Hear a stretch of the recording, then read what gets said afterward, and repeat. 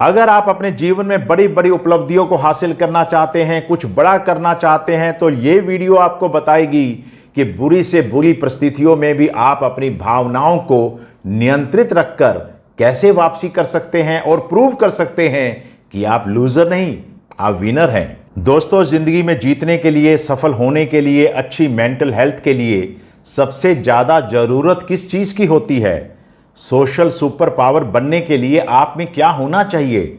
बुद्धिमत्ता, मेहनत, योजना, इन सब का महत्व है, लेकिन आपकी असली जीत तय करती है आपकी इमोशनल इंटेलिजेंस, यानी कि आप अपनी भावनाओं को कितनी समझदारी से संभालते हैं। इमोशनल इंटेलिजेंस का आसान सा मतलब यह भी है कि आप दबाव में कितने ठंडे दिमाग से फैसले लेते हैं। आप चाहे अपने जीवन की ऊंचाई पर जाना चाहें, चाहे स्नेह भरे रिश्तों की गहराई में उतरना चाहें, चाहे आप व्यापार के मैदान में हो या खेल के मैदान में हो, आपको जितनी भी ज़रूरत इंटेलिजेंस की है उससे कहीं ज़्यादा ज़रूरत आपको इमोशनल इंटेलिजेंस की है। जहां इंटेलिजेंस जन्मजात होती है, वहीं इमोशनल इंटेलिजेंस को आप सीख सकते हैं। एक बच्चा साल भर पढ़ाई करता है, ज्ञान से भरपूर है, लेकिन जिस दिन परीक्षा हाल में बैठा, घबराहट से उसका दिमाग खाली हो गया। उसकी सफलता का निर्णय उसके ज्ञान से नहीं, उसकी भावनाओं पर नियंत्रण ने किया। एक शूटर या तीर अंदाज लाखों बार अभ्यास कर सकता है, लेकिन जब फाइनल का समय आता है, जीत इस बात से तय होती है कि उस आखिरी क्षण उसकी दिल की धड़कन पर उसका कितना कंट्रोल है। एक व्यापारी या स्टार्टअप फाउंडर के पास बेहतरीन आइडिया हो सकते हैं, लेकिन पहली असफलता से अगर वह टूट गया तो सब खत्म। सफल वही होता है जो भावात्मक रूप से मजबूत होकर फिर से खड़ा हो जाता है। सोचिए, जब वर्ल्ड कप 2011 का फाइनल चल रहा था, पूरा देश तनाव में था। धोनी उस समय मैदान पर शांत खड़े रहे। उन्होंने ना सिर्फ टीम को लीड किया, बल्कि खुद बैटिंग करके भारत को जीत भी दिलवाई। यह उनकी इमोशनल इंटेलिजेंस थी, दबाव में भी ठंडे दिमाग से फैसला लेना। मिसाइल प्रोग्राम की विफलता पर जब सब लोग डॉक्टर एपीजे अब्दुल कलाम को दोष दे रहे थे, तो उन्होंने जिम्मेदारी खुद पर ली और टीम को डांटा नहीं, बल्कि आगे बढ़ाया। और जब सफलता मिली तो पूरा श्रेय उन्होंने अपनी टीम को दिया। यह इमोशनल इंटेलिजेंस है। यह इमोशनल इंटेलिजेंस दूसरों की भावनाओं को समझना और सही दिशा देना। नंदन नीलेकनी ने जब आधार प्रोजेक्ट शुरू किया तो उनके सामने असंख्य चुनौतियां थी, लाखों आलोचनाएं आई, लेकिन उन्होंने धैर्य और संतुलन से काम लिया। आज आधार प्रोजेक्ट दुनिया की सबसे बड़ी डिजिटल पहचान प्रणाली है। दरअसल अपनी भावनाओं पर नियंत्रण रखना जीवन के हर क्षेत्र की सबसे बड़ी जरूरत है। जब बात आती है इमोशनल इंटेलिजेंस की, तो महाभारत के युद्ध की बात करनी तो बहुत जरूरी हो जाती है। महाभारत के युद्ध के समय जब भगवान कृष्ण अर्जुन को रथ पर लेकर युद्ध के मैदान में उतरे, तो एक महान योद्धा, एक महान धुरंधर, जिसका निशाना अचूक था, जिसके सामने कोई ठहर ही नहीं सकता था, उसने जब अपना धनुष बाण उठाया तो देखा सामने कौन खड़े हैं? अपने सामने प्रियजनों को देखकर उनके हाथ से धनुष बाण नीचे जा गिरा। तब भगवान कृष्ण ने जो उनको समझाया, वह सब इमोशनल इंटेलिजेंस बढ़ाने की ही बातें थी। अगर तब अर्जुन अपनी भावनाओं को नियंत्रित ना कर पाते, तो बुराई पर अच्छाई की जीत कभी ना हो पाती। खेलों के क्षेत्र में सभी सफल खिलाड़ी इमोशनल इंटेलिजेंस के महत्व को समझते हैं। विराट कोहली खेल के मैदान में अपनी भावनाओं को नियंत्रण रखने के लिए मेंटल कंडीशनिंग के लिए अपने साथ कोच पैडी ऑप्टन को रखते हैं, जो एक स्पोर्ट्स साइकोलॉजिस्ट हैं। यूएस ओपन जीतने से पहले 2 मैच हारने वाली टेनिस प्लेयर अरीना सबलेंका ने अपने साइकोलॉजिस्ट की सहायता ली और अपनी भावनाओं और अपने मनोबल पर कंट्रोल करना सीखा। इसी प्रकार से अपने मन को मजबूत बनाए रखने के लिए और अपनी भावनाओं को नियंत्रित रखने के लिए खेल के मैदान में अलग अलग खिलाड़ी अलग अलग तरीके आजमाते हैं। मनु भाकर अपनी भावनाओं को नियंत्रित रखने के लिए वायलिन बजाती है और भगवत गीता पढ़ती है। सेरेना विलियम्स पुस्तकें पढ़ती है। चेस प्लेयर गुकेश डी अपनी भावनाओं को समय समय पर समझकर उनको नियंत्रित करने का प्रयास करते रहते हैं।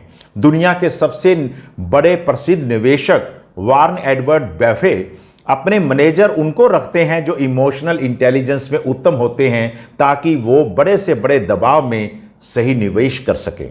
अब सवाल यह है कि इमोशनल इंटेलिजेंस को बढ़ाए कैसे। यहां मैं आपके लिए बहुत ही आसान और असरदार तरीके बता रहा हूं जो वैज्ञानिक भी हैं और प्रूवन भी हैं। सेल्फ अवेयरनेस, आत्म जागरूकता, इमोशनल इंटेलिजेंस को बढ़ाने का पहला कदम है अपने भीतर चल रही भावनाओं को पहचानना। हर दिन 5 मिनट खुद से पूछिए, मैं अभी क्या महसूस कर रहा हूं। अपनी भावनाओं को पहचानना ही पहला कदम है। इसे अफेक्ट लेबलिंग भी कहा जाता है।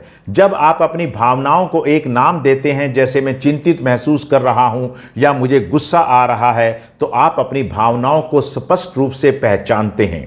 भावनाओं को लेबल करने से उनका चेतन अनुभव, शारीरिक प्रतिक्रिया और व्यवहार कम हो सकता है। जब आप अपनी भावनाओं को नाम देते हैं तो यह मैसेज एमिगडाला तक पहुंचता है, जिससे इसकी एक्टिविटी कम हो जाती है और भावात्मक भार भी कम हो जाता है, क्योंकि यही हमारा फियर सेंटर होता है। याद रखिएगा, इमोशनल इंटेलिजेंस भावनाओं को पहचानने और समझने की क्षमता है। इमोशनल इंटेलिजेंस 2.0 के लेखक ब्रैड बेरी द्वारा किए गए शोधों से पता चलता है कि केवल 36% लोगों को ही अपनी भावनाओं को पहचानना आता होता है, इसकी क्षमता उनके पास होती है। इसका एक कारण भावात्मक शब्दावली का कम होना भी होता है, जो लोगों को अपनी भावनाओं को ठीक से पहचानने और नाम देने में दिक्कत पैदा करता है। हर नकारात्मक भावना को ज़्यादातर लोग बुरा और हर सकारात्मक भावना को अच्छा कहते हैं, जबकि भावनाओं के बहुत से रंग होते हैं। अपनी इमोशनल शब्दावली को बढ़ाने के लिए आप इस वीडियो के डिस्क्रिप्शन में भी जाकर देख सकते हैं, जहां पर मैंने कुछ इस तरीके के शब्द आप लोगों के लिए तैयार किए हैं। पॉज एंड रिस्पॉन्ड, ठहर कर जवाब देना। जब भी आप किसी घटना को देखते हैं या आपके मन में कोई विचार आता है, तो इसकी सूचना आपके दिमाग के फियर सेंटर एमिगडाला तक भी जाती है। यह सूचना 2 अलग अलग रास्तों से होकर जाती है। एक रास्ता लंबा होता है जो बुद्धिमत्ता, मेमोरी, थिंकिंग, सोच विचार से होकर गुजरता है, और दूसरा छोटा रास्ता होता है जो कि बिल्कुल डायरेक्ट होता है, जिसमें बुद्धिमत्ता, लॉजिक आदि नहीं आते हैं। जब भी हम किसी घटना को देखते हैं, कुछ सोचते हैं, तो यह छोटे रास्ते वाली सूचना हमारे एमिगडाला तक जल्दी पहुंच जाती है, और कई बार एमिगडाला दूसरी सूचना जो सभी प्रकार के चैनल को पार करके आती है, उसकी वेट किए बिना ही ओवर रिएक्टिव हो जाता है, जिससे हाईजैकिंग ऑफ ब्रेन हो जाती है, और ये एमिगडाला का काम होता है। इस समय आप इंटेलिजेंस, आपकी बुद्धि, आपका सोचने का तरीका कुछ भी काम नहीं करता है, क्योंकि एमिगडाला इतना ज़्यादा हाइपर हो जाता है कि इस समय आप जो भी फैसला लेते हैं, वह फैसला आमतौर से बुद्धिमत्ता भरा कम और भावात्मक ज़्यादा होता है। एमिगडाला जब बिना पूरी सूचना को प्राप्त किए हुए छोटी सूचना के आधार पर ही उत्तेजित हो जाता है, तो इस समय के लिए निर्णय आपके लिए गलत साबित हो सकते हैं, और यह आपकी इमोशनल इंटेलिजेंस के बिल्कुल विरुद्ध है। अब बात करते हैं उन टेक्निक्स की जो एमिगडाला हाईजैक को रोकने में सहायता करती हैं। गुस्से या तनाव में आपने तुरंत रिएक्ट नहीं करना है। 10 सेकंड रुकिएगा, गहरी सांस लीजिएगा, फिर जवाब दीजिएगा, क्योंकि तब तक आपका लॉजिकल माइंड सक्रिय हो जाएगा। आपकी भावनाएं आपके पूरे दिमाग को हाईजैक ना कर पाए, इसके लिए आप अपनी भावनाओं को रंगों के माध्यम से भी सोच सकते हैं। आप अपने दिन में आने वाले अलग अलग इमोशन, जैसे गुस्से को लाल रंग से, शांति को हल्का नीला रंग से, या जेलसी को हरा रंग से सोचना शुरू कर सकते हैं। इससे आपके दिमाग का पैटर्न चेंज हो जाएगा और आपकी भावनाएं आपकी बुद्धिमत्ता को कंट्रोल नहीं कर पाएंगी। मुंह पर ठंडा पानी मारना भी एक अच्छा उपाय है।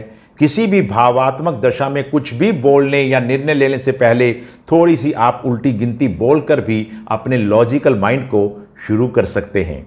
एक बार जब आप अपनी भावात्मक प्रतिक्रिया को शांत कर लेते हैं, तो आप अपनी स्थिति पर विचार करने के लिए तर्क और युक्ति का उपयोग कर सकते हैं। इस तरह से आपके पास रिस्पॉन्स देने के विकल्प आ जाते हैं, और आप वह विकल्प चुन सकते हैं जो उस सिचुएशन के लिए सबसे बढ़िया है, ना कि वो जो कि भावात्मक हो और भावात्मक प्रतिक्रिया को संतुष्ट करे। एम्पैथी यानी कि समभूति। एम्पैथी का मतलब दूसरों की भावनाओं को समझना। एम्पैथी का मतलब अनुमान लगाना नहीं है।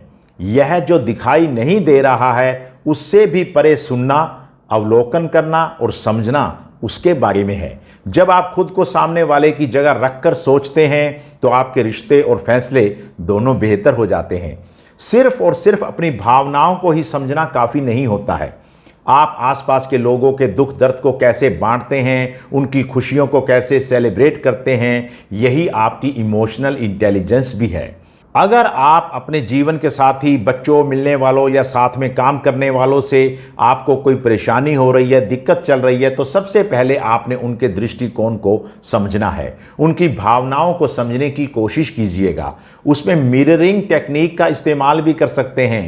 हंसते हुए दोस्त के साथ हंसना और दुखी रिश्तेदार के साथ रुआंसा हो जाना, यह टेक्निक यूज करके आप बहुत हद तक एम्पैथी को अपना सकते हैं। स्ट्रेस मैनेजमेंट, तनाव पर नियंत्रण। अगर आप अपनी इमोशनल इंटेलिजेंस को बढ़ाना चाहते हैं और सोशल सुपर पावर बनना चाहते हैं और कामयाब होना चाहते हैं, तो आपको अपने स्ट्रेस का नियंत्रण करना भी आना चाहिए। सफलता के लिए स्ट्रेस बेहद ज़्यादा जरूरी होता है। यह आपको जोश देता है, आपको शक्ति देता है, किंतु इसकी बहुत ज़्यादा मात्रा जो आपके कंट्रोल से बाहर हो जाती है तो आपका खेल बिगाड़ भी देती है। इसलिए रोजाना व्यायाम, एक्सरसाइज, मेडिटेशन, माइंडफुलनेस और ब्रीदिंग एक्सरसाइजेस की प्रैक्टिस आपके लिए बेहद ज़्यादा जरूरी है। आपको अपनी हॉबीज को भी बरकरार रखना चाहिए। इससे आपका fear centre, amygdala over reactive नहीं होगा। याद रखिएगा, नियंत्रित स्ट्रेस, कंट्रोल्ड स्ट्रेस आपके लिए ऊर्जा है और बहुत ज़्यादा स्ट्रेस एक विनाशकारी बम है जो आपको तबाह करके रख सकता है। मोटिवेशन इमोशनल इंटेलिजेंस का एक महत्वपूर्ण एलिमेंट है। कुछ लोग दूसरों को देखकर, दूसरों की बातें सुनकर, दूसरों की इच्छा पूरी करने के लिए मोटिवेट होते हैं और काम करते हैं, लेकिन जब उन्हें बाहर से कोई ठेस मिलती है, कोई चोट आती है, तो वो टूट जाते हैं। लेकिन दूसरी तरफ जो लोग इमोशनल इंटेलिजेंस में हाई होते हैं, वे लोग बाहर की बातों से अभिप्रेरित नहीं होते हैं, बल्कि उनकी प्रेरणा का स्रोत उनके भीतर होता है। इसलिए बाहर कुछ भी होता रहे, समस्याएं आती रहें, काम में रुकावटें आती रहें, वे रुकते नहीं हैं, झुकते नहीं हैं। अगर आप इमोशनल इंटेलिजेंस को बढ़ाना चाहते हैं, सोशल सुपर पावर बनना चाहते हैं, तो आप अपने आप को प्रेरित करने के लिए बाहर झांकना बंद कर दीजिएगा। अपनी योग्यताओं को, अपनी क्षमताओं को, अपने ख्वाबों को, अपने सपनों को, अपनी इच्छाओं को और अपने अंदर की कॉलिंग को महसूस कीजिएगा और उसको फॉलो कीजिएगा। दूसरों को फॉलो नहीं करना है। सोशल स्किल, जो लोग इमोशनल इंटेलिजेंस में हाई होते हैं, वे लोग सामाजिक रिश्ते बनाने और निभाने में भी शानदार होते हैं। इसलिए वे जीवन के हर क्षेत्र में कामयाब होते रहते हैं, क्योंकि उनके साथ एक बड़ा सामाजिक ताना बाना हमेशा खड़ा रहता है। वो दूसरों की भावनाओं को भी समझते हैं, अपनी भावनाओं को भी समझते हैं, फिर उन दोनों के बीच में एक जबरदस्त तालमेल मिलाकर शानदार सामाजिक संगठन बनाते हैं। अगर आप भी अपनी इमोशनल इंटेलिजेंस को बढ़ाकर जिंदगी में सफलता का परचम लहराना चाहते हैं, सोशल सुपर पावर बनना चाहते हैं, तो दूसरों और अपनी भावनाओं को पहचानना सीखिएगा और यह भी सीखिएगा कि आपने कब बोलना है, कितना बोलना है, कब आपने चुप रहना है। छोटी छोटी बातों को अपनी ईगो का सवाल बिल्कुल नहीं बनाना है। लोगों को आम गलतियों के लिए माफ कर महानता का परिचय देना है। याद रखिएगा, जिंदगी में गिले शिकवे शिकायतों का वजन बहुत दिखाई देता है, पर जब उनको जिंदगी की कामयाबियों के साथ तोला जाता है तो सफलताओं का पलड़ा बहुत भारी होता है। सफलताओं की कीमत पर अपनी अहम और नाराजगियों को बनाए रखना बेहद बेवकूफ़ीपूर्ण कदम है। Positive self talk, emotionally intelligent लोगों का अपने आप से बात करने का भी एक लहजा और तरीका भी होता है। जब वे हारते हैं तो वो ये नहीं कहते हैं कि वह असफल हैं, वह कहते हैं कि उन्हें जीतने का कोई और रास्ता निकालना होगा, कुछ और मेहनत करनी होगी। उनसे जब कोई नाराज होता है तो वो ये नहीं सोचते हैं कि मैं इस रिश्ते को ख़त्म कर दूंगा, वह दूसरे का दृष्टिकोण समझकर अपने को कहते हैं कि मुझे सहजता से इस रिश्ते को बचाना है। इमोशनली इंटेलिजेंट लोग मैं कर सकता हूं, हाँ टेम्परेरी होती है। रिश्तों के पले पेड़ों को टूटने और मुरझाने से बचाना चाहिए। टॉक्सिक पीपल गुस्सा नहीं, सहानुभूति के काबिल होते हैं। असफलता सिर्फ एक अनुभव होता है, जैसे वाक्यों का अपने आप से बात के दौरान इस्तेमाल करते हैं। अगर आप इमोशनली इंटेलिजेंट बनना चाहते हैं तो अपनी उन बातों पर विशेष ध्यान दीजिएगा जो आप अपने आप से करते हैं, इसलिए वो सकारात्मक होनी चाहिए और शानदार होनी चाहिए। इस वीडियो को लाइक और शेयर अवश्य कीजिएगा और अगर आपने अभी तक मेरे चैनल को सब्सक्राइब नहीं किया है तो इसे सब्सक्राइब अवश्य कीजिएगा। आपका बहुत बहुत धन्यवाद।